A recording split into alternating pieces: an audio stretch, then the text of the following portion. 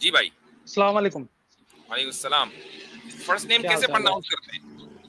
سر؟ یہ حمزہ علی ہے, بس یہ غلطی سے ایڈ ہوا ہوا پھر لگتا جس ہے کا آپ اکاؤنٹ ہے میرا. ایلان مسک سے متاثر ہیں. نہیں بلکہ نہیں, یہ میرا پہلے سے ہی ہے سر. اچھا وہ آپ سے جی متاثر ہے. نہیں وہ بھی وہ ایکس ایوری تھنگ کو لیتا ہے, تو میں بھی ایوری تھنگ کو ہی لیتا تھا. میرے خیال سے یہ کوئی چائنیز ورڈ ہوتا ہے, ایکس اس کا مطلب جی ہوتا ہے ایوری تھنگ, اس طرح کر کے. جی, اور سر کیسے ہیں آپ؟ الحمدللہ. جی یہ ویسے میرے خیال حمزہ سے میں آپ سے جاننا چاہوں گا, سچ بتائیے گا, جی یہ کوئی گورا کمپلیکس والا چکر تو نہیں ہے یہاں پہ؟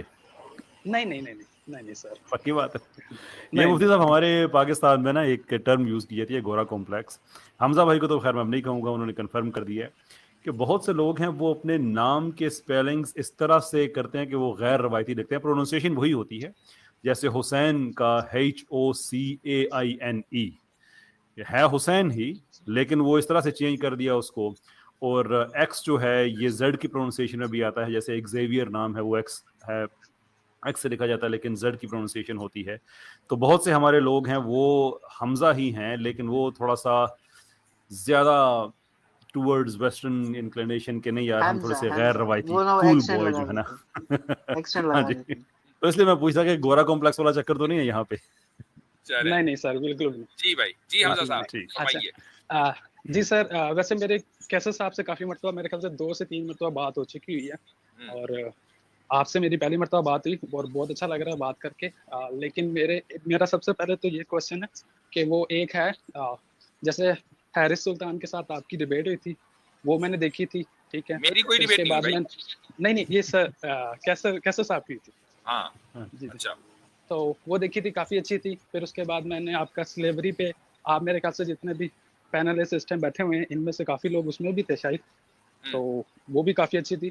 لیکن میرا کوشچن یہ تھا کہ وہ ایڈم سیکر ہے, میں نے اس کی کبھی کسی کے ساتھ بھی ڈیبیٹ نہیں دیکھی, تو آپ کی بھی نہیں دیکھی ہے. اور میں یہ نہیں ڈیبیٹ کے لیے نہیں آیا کہ آپ اس سے کرو, لیکن میں یہ چاہوں گا کہ آپ لوگوں کی کبھی ہوئی نہیں ہے وہ, آپ لوگوں کو مطلب میں نے اس کی ویڈیوز بھی دیکھی ہیں, وہ کہتا ہوتا ہے کہ کیا نام ہے, عامر بھائی سے کرنا چاہتا ہے بات. ہمارے دوست علی خرم رضا صاحب ہیں اسلامک اویکننگ کے, انہوں نے اس کو چیلنج دیا.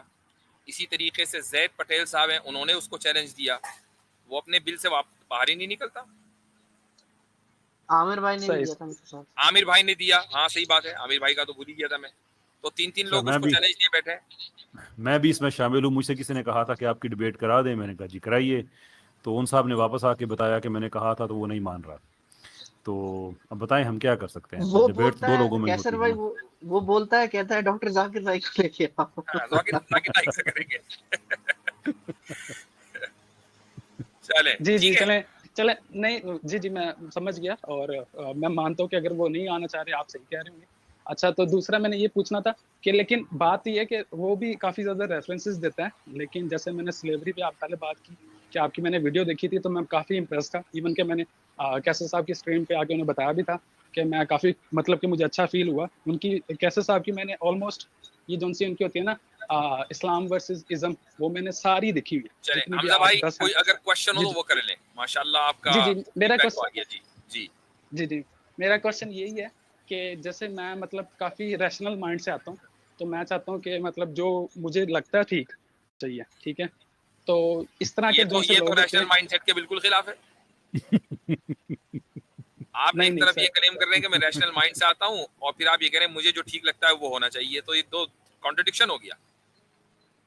جی سر, میرا کہنے کا مقصد یہ تھا کہ جیسے کہ جو مجھے مطلب کہ آئی تھنک مجھے بتانا نہیں آ رہا ہوگا, لیکن میں یہ کہنا چاہ رہا ہوں کہ جو اگر تحقیق کے مطلب کہ فیز میں ہوتے ہیں اور وہ جاننا چاہ رہے ہوتے ہیں کہ کیا صحیح ہے کیا غلط ہے, اور اس بارے میں اسلام کیا کہتا ہے کہ وہ کس جگہ پر ہے, وہ مطلب کہ مسلمان ہیں کہ کیا لوگ ہیں. کیونکہ میں ویسے مسلم ہوں, ٹھیک ہے, لیکن میں چاہتا ہوں کہ میں مطلب کہ بلائنڈ بلیور نہ ہوں, ٹھیک ہے. ابھی میری مطلب کہ 20s میں ہی ہوں میں ایج میں. مفتی صاحب میں مفتی کچھ صاحب عرض کرنا چاہ رہا ہوں یہ ان کو.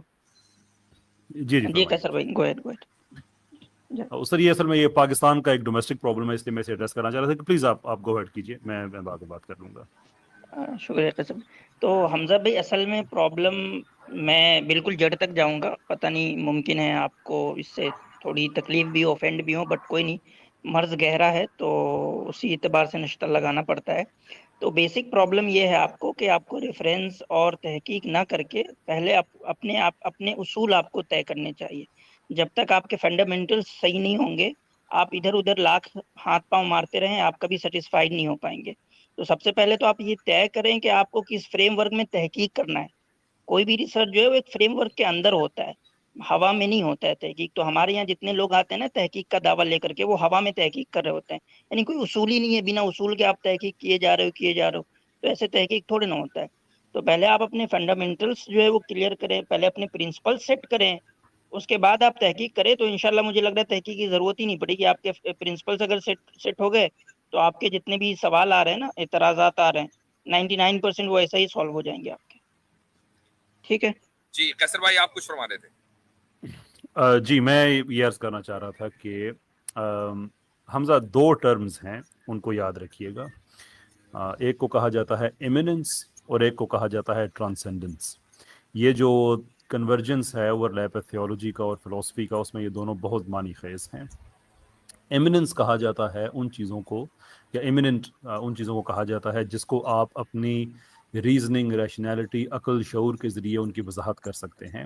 اور ٹرانسینڈنٹ کہا جاتا ہے ان چیزوں کو جو آپ کے شعور فہم سے بالا تر ہوتی ہیں. یعنی کہ آپ کو ان کا تعارف ہو سکتا ہے کہ وہ ایگزسٹ کرتی ہیں، لیکن ان کی ٹیکنیکل ڈیٹیلز انسان نہیں سمجھ سکتا.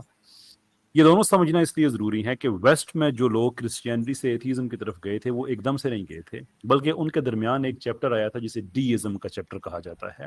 جو لوگ مانتے تھے کہ ہاں کوئی ایک ہستی ہے جو سسٹم چلا رہی ہے، لیکن وہ ہر چیز کو ریشنل بیسس پہ سمجھنا چاہتے تھے، جس کا رزلٹ یہ نکلا یعنی کہ ہر وہ چیز جو ٹرانسینڈنٹ ریئلم کی تھی انہوں نے اس کو آہستہ آہستہ ریجیکٹ کرنا شروع کیا، اور ہر ٹرانسینڈنس کو انہوں نے ایمیننس کے اندر قید کرنے کی کوشش کی، جس کا نتیجہ یہ نکلا کہ وہ کرسچینٹی سے ڈی ازم کے رستے ہوتے ہوئے وہ ایتھیزم کی طرف چلے گئے. اور جب انسان ایتھیزم کی طرف جاتا ہے تو اس میں ریشنلٹی ٹوٹل ختم ہو جاتی ہے. ان کے ویسٹ میں جو وہاں پہ ایک جو ڈکلائن آیا ہے کہ ہر چیز وہاں پہ اب لوگوں کو غصہ ہے، پریشانی ہے، ایگریشن بہت زیادہ ہے. ایتھیسٹک ڈیبیٹس میں آپ کو ریشنلٹی نہیں ملتی، بلکہ یہاں تک بات آ کے رک گئی ہے کہ اس کائنات کی انسیپشن اور اس کے سارے پروسیسز صرف چانس کی پہ ڈیپینڈ کرتے ہیں، جو کہ کوئی ریشنل پوزیشن نہیں ہے. لیکن جب آپ خدا کو چھوڑتے ہیں ایک بہت بڑے سسٹم سے، جب آپ اپنا دروازہ خود پہ بند کرتے ہیں تو پھر انسان چانسسٹ ہو کے رہ جاتا ہے. یہ ہے میرا بیس مقدمہ. اب چونکہ میں نے کہا یہ پاکستان کا ڈومیسٹک پرابلم ہے تو میں اس کے ساتھ میں لنک کرنا چاہوں گا. جو آپ بات کہہ رہے ہیں یہ جناب جاوید احمد غامدی صاحب کی فکر ہے، جس سے میں شدید اختلاف رکھتا ہوں، اور یہ سیکولرزم کے رستے کھولتا ہے. اور بھی پاکستان میں لوگ ہیں، ان کے داماد ہیں، میں معافی چاہتا ہوں ان کا نام میرے ذہن سے اسکپ ہو گیا، وہ ہیں حسن الیاس صاحب، اور اس کے علاوہ ایک اور صاحب ہیں عمار خان ناصر صاحب، وہ بھی اس نظریے سے وہ اتفاق رکھتے ہیں. تو اس نظریے میں پرابلم یہ ہے کہ جب آپ دیکھیں ٹرانسینڈنس کا مطلب یہ ہے کہ وہ چیز جو آپ کے شعور اور فہم میں نہیں آ سکتی، جیسے اس کا تعارف ہو سکتا ہے، جیسے اللہ تعالیٰ کی ذات کا ہمیں تعارف ہے، لیکن ہم ہر ٹیکنیکل ڈیٹیل کو نہیں سمجھ سکتے.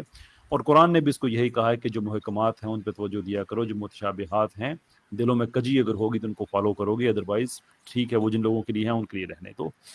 تو جب آپ ایک ایسی ہستی کو کہ جو بائی نیچر انسان کی سمجھ سے باہر ہے، جب آپ اسے اپنی سمجھ کے اندر لانے کی کوشش کریں گے تو پھر انسان آہستہ آہستہ چانسزم کی طرف چلا جاتا ہے، اور اتنا وہ انٹلیکچولی غریب ہو جاتا ہے کہ اسے چانس اگر لے لیا جائے تو وہ کسی بھی چیز، لیکن چانس ایز اے کانسیپٹ لے لیا جائے تو وہ کسی بھی چیز کی ایکسپلینیشن پھر نہیں دے سکتا. ڈز دس مین کہ ہم کسی بھی چیز کی تحقیق نہ کریں؟ ایسا بھی نہیں ہے. اللہ تعالیٰ نے قرآن میں جگہ جگہ اگزامپلس دی ہیں. اپنی اور ابراہیم علیہ السلام کی جو گفتگو ہے، اللہ تعالیٰ نے کتنی دفعہ مینشن کی قرآن میں. لوط علیہ السلام کی قوم کو فرشتے تباہ کرنے جا رہے ہیں تو ابراہیم علیہ السلام نے پورا ایک مقدمہ جو ہے وہ اللہ کے سامنے رکھا، اللہ تعالیٰ نے اس پہ جواب دیا، بعد میں کہا کہ ابراہیم جانے دو اس بات کو علیہ السلام. ایسے ہی زندگی کے بعد موت، اور موت کے بعد دوبارہ زندگی کیسے آئے گی، وہ پرندوں والا واقعہ آپ نے کئی دفعہ سنا ہوگا. تو اللہ تعالیٰ قرآن میں بتا رہے ہیں کہ اپنے ریشنلٹی کو یوز کرو، انٹلیکچوئل فیکلٹیز کو یوز کرو، چیزوں کو سمجھنے کی کوشش کرو. But there is no to say کہ آپ یہ شرط لگا دے کہ میں ٹرانسینڈنس کو محدود کروں گا ایمیننس میں، اور ہر وہ چیز جو میری سمجھ میں نہیں آئے گی میں اس کو ریفیوز کر دوں گا. یہ دینی فکر نہیں ہے، یہ ایک چانسسٹ فکر ہو سکتی ہے، دینی فکر نہیں ہے. یہ بہت زبردست. ٹھیک ہے جناب حمزہ صاحب. جی بہت جی میں نے کافی دھیان سے سنا. تھینک یو سو مچ آپ لوگوں کا فیڈ بیک کے لیے. اینڈ یاسر صاحب اگر آپ بھی کچھ کہنا چاہیں گے تو پلیز تھوڑا سا بتا دیں مجھے. نہیں قیصر بھائی اور عاصم یہاں بھائی نے پہ ماشاءاللہ مکمل کر دیا اس ٹاپک کا حق ادا. اب مزید کچھ کہنے کے لیے کم سے کم میرے پاس نہیں ہے. چلیں ٹھیک ٹھیک ہے. ہے.